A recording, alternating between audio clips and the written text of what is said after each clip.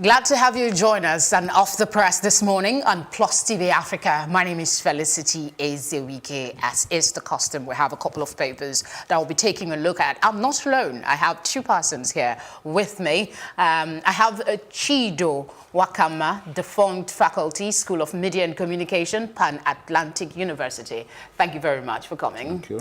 We also have Dolapo Adelano, Public Affairs Analyst. Thank you very much for coming in. Thank you for having me. All right. We have about 5, if not 6 papers this morning. We have the Vanguard, we have Punch, we have The Nation, New Telegraph, Daily Sun, and of course Sporting Sun. We start off with the Vanguard now. A couple of headlines here. The screamer seems to have been echoed in some of the papers. Let's just go with the Vanguard first. Tinubu Oshomole attack as Obasanjo fires Buhari again. It had some riders. He is sick in spirit, body, soul. He should rest, says Obasanjo. And then June 12th declaration makes Buhari a better Democrat. That's according to Tinubu. Under PDP, insecurity reigned supreme in Borno. That's Oshomole. They write results without election in the South-South, says Amechi. These are some of the riders right for you on the screen. Okay, it just went off. At the top mast of the paper, you have alleged 6.9 billion naira fraud. Obanikoro testifies against Fayose. It's right there on the screen for you. You also see the one on Lagos. Ambode lawmakers tough war prolonged budget presentation.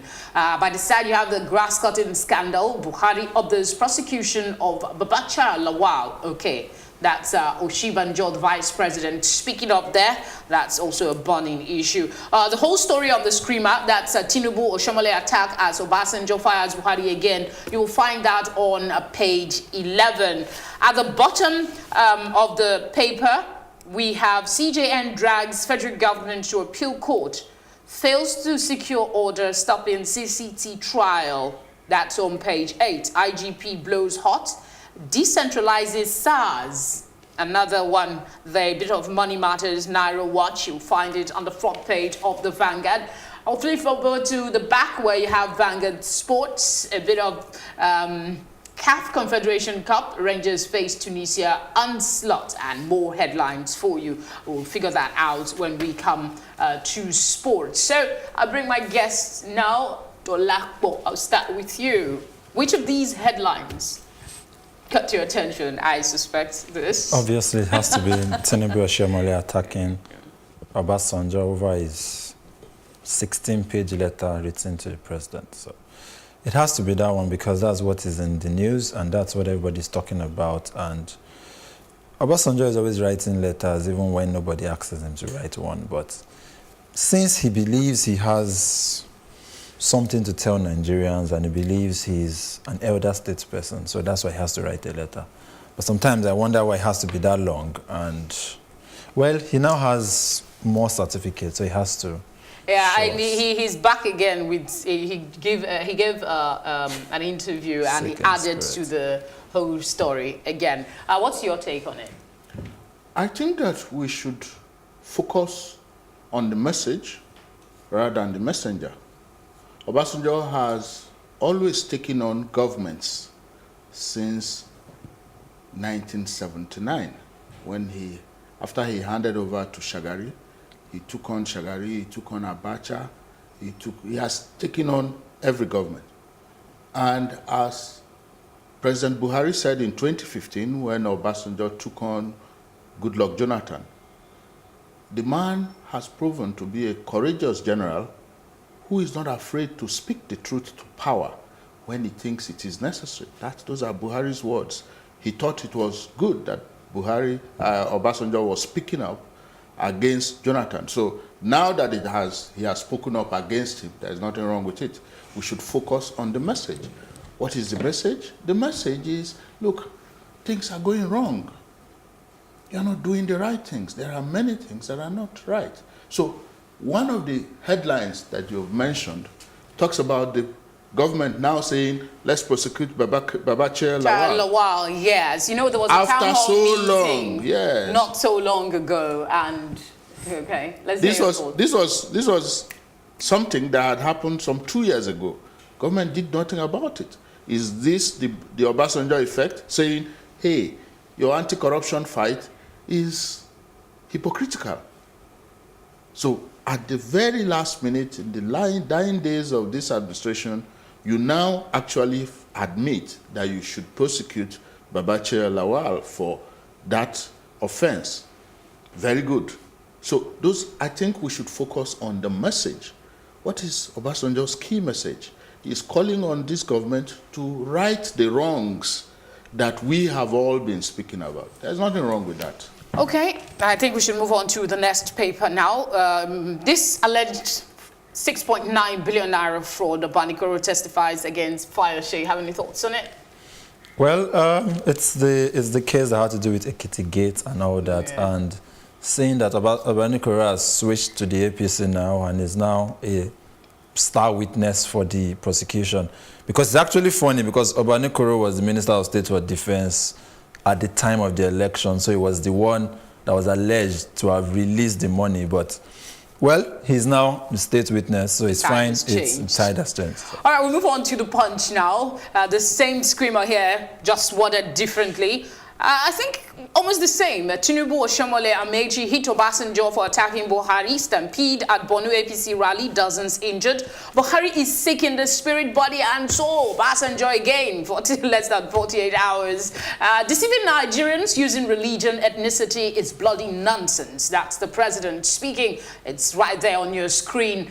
You find details on page 40. And the next one at the top mast, you have appeal court declines on Noghe's plea to suspend CCT trial. A bit of sports there as well on the front page. At the very bottom, we have this photo analysis, photo news rather.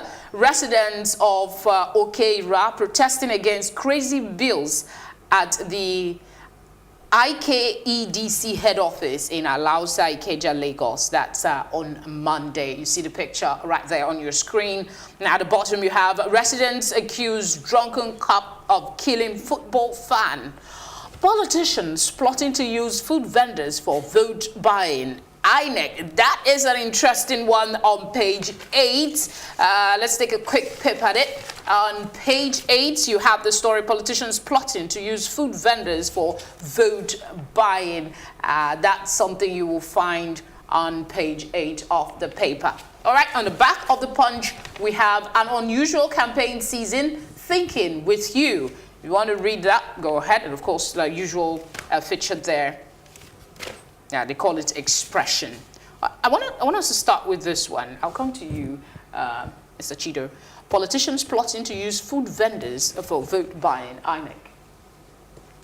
I really do not understand government organizations raising alarm about some things. What do they expect us as citizens to do? Okay, so you've now told us they want to do that. What should we do? We should stop them. You should inform the law enforcement people to nip it in the bud or to ensure that it's stopped. The alarm is only making the environment sound so unsafe. If those who have the authority to do things like the federal government says, they want to suborn, they want to use Boko Haram to destroy the elections, they want, hello, you have all the arms. The defense forces are under your control. Stop it. Don't let it happen. But don't raise this panic in the public. What for? What is the essence of it?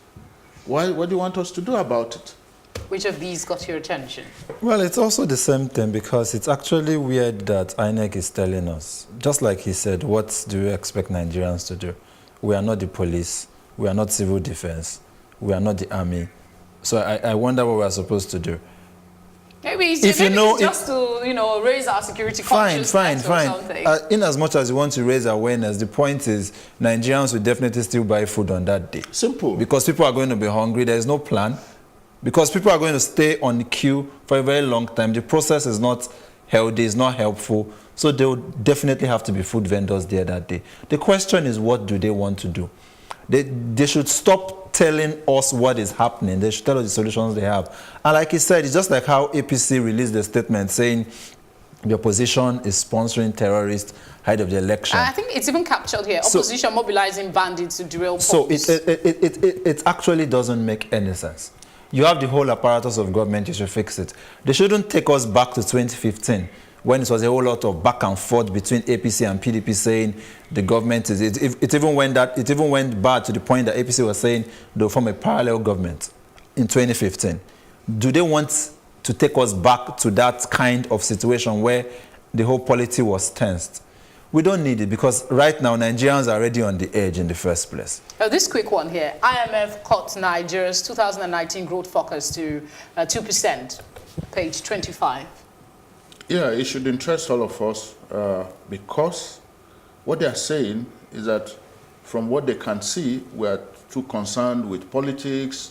The first half of this year, we're not likely to be focused on productivity and economic matters. So the GDP forecast for the country, they have reduced it. That should disturb us a lot because already our GDP our population is growing faster than our GDP. It means we can hardly feed those children that we are bringing into the world. It's a concern.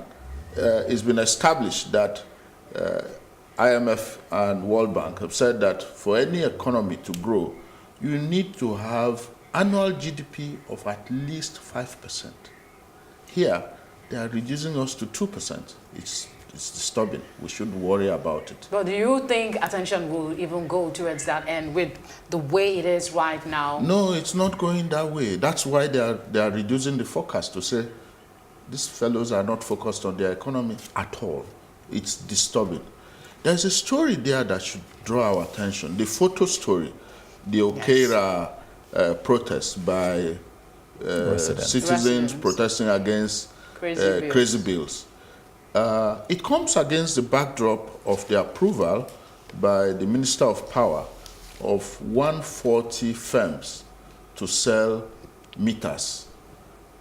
You know, the part of the problem is that while the distribution companies had the license to also ensure that we got meters, 5 years after, they haven't done any of that. So government has now gone back and has licensed some firms to say, sell meters to people. Because all of these crazy billings come from estimated bills.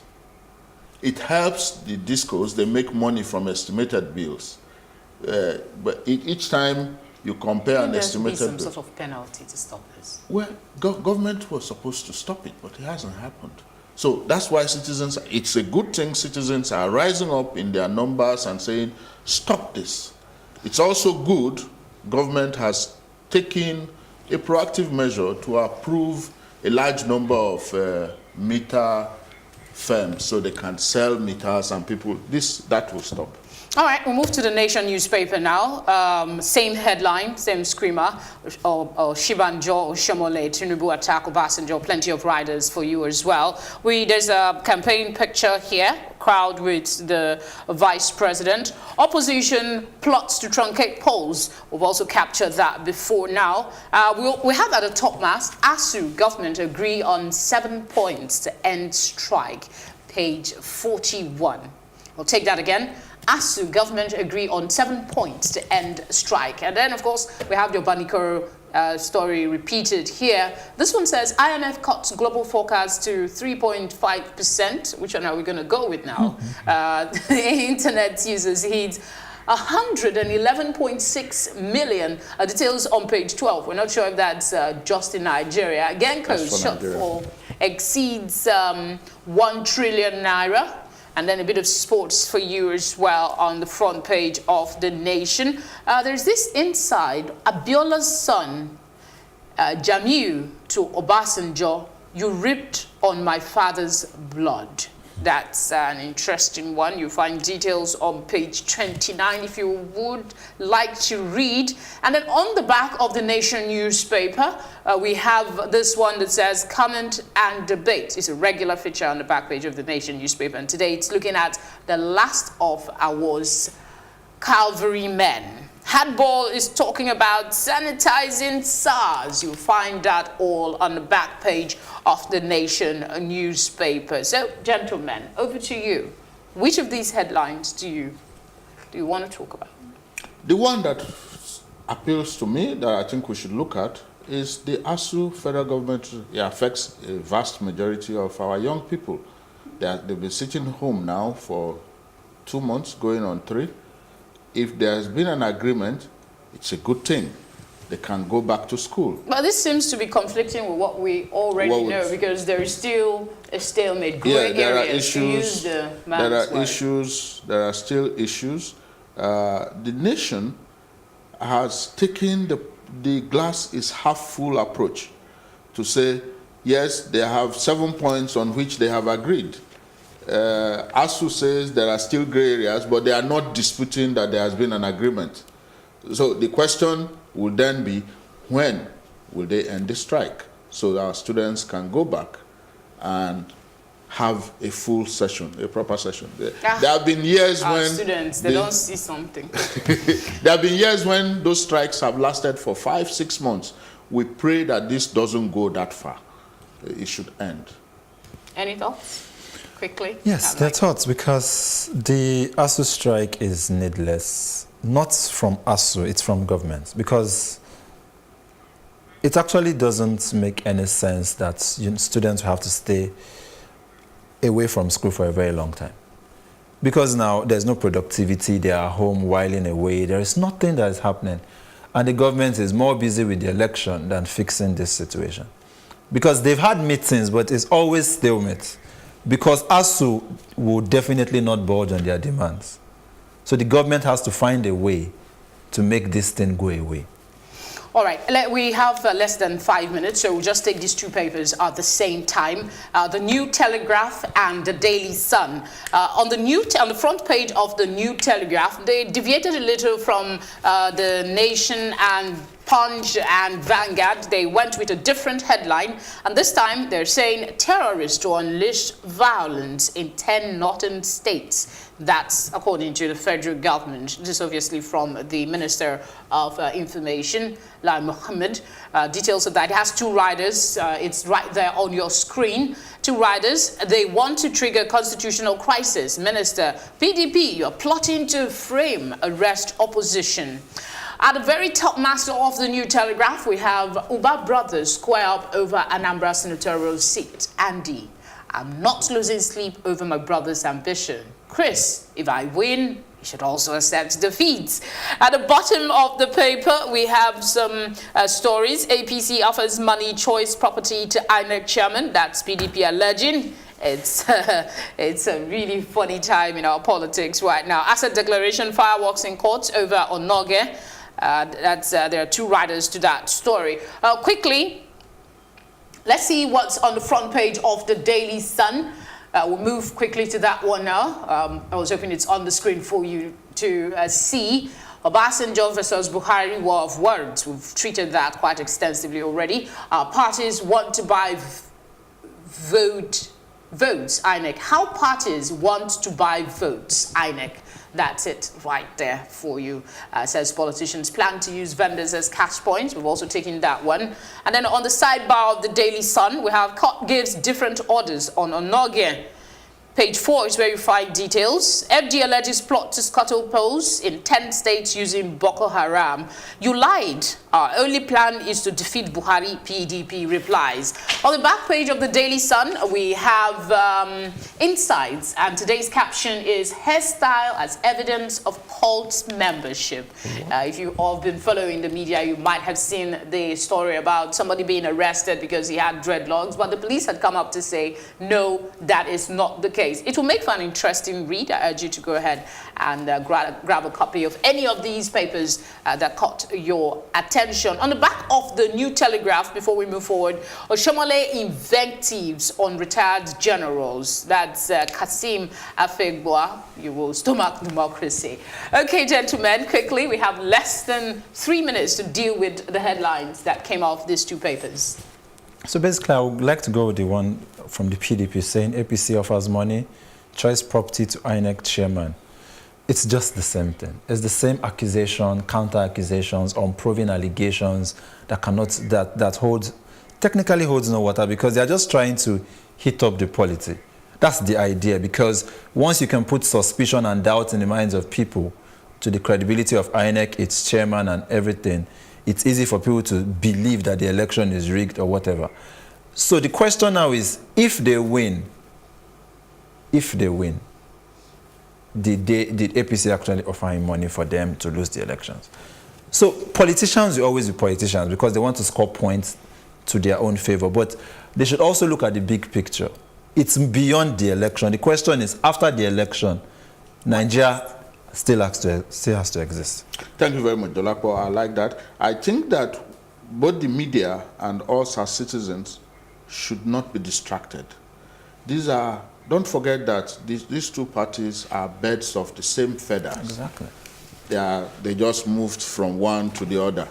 They are distracting us from discussing the issues. There's an ASUU strike just before the election. None of the parties is addressing it. As our children are at home, they are not addressing it. They are addressing things that have nothing to do with the progress of the country. None of them is telling us how they are going to solve the power problem. Nobody is talking about health. All of those drivers of development and of growth, they're not mentioning it. All right, sir. I guess that's where we're going to wrap things up on this part of the press. We have Chido Wakama. He's been with us all morning. Thank you very much for coming. Thank you. Hope to see you soon. Pretty soon. Thank you so much. Of course, Dolapo is still here with us. We'll go on a short break, and when we come back, we'll be joined by Udoka for some sports analysis. Stay with us.